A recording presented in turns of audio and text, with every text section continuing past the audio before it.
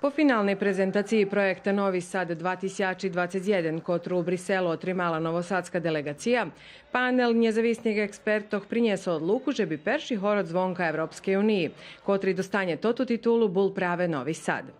Odluka prinješena po naščivi panela ekspertov Novomu Sadu i detaljnej analizi finalnej aplikaciji na 112 bokoh.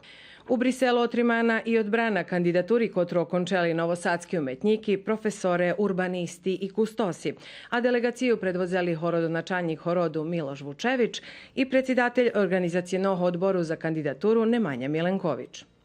Nješka na plošči Šljebodi u Novim Sadu organizovana promocija kandidaturi horodu za mladersku prestolnicu Evropi 2019 roku. Projektni tim inicijativi Opens 2019 na atraktivni sposob predstavil svoju viziju Novого Sadu 2019 roku, kad bude Tedi nošic titulu mladerske prestolnici. Tota titula dostavaše na jedan rok. Novi Sad drugi rok za šorom horod, kotri vošol do finalu toho Viboru, a 16. novembra mana hodu postac mladerska prestolnica Evropi za 2019 rok.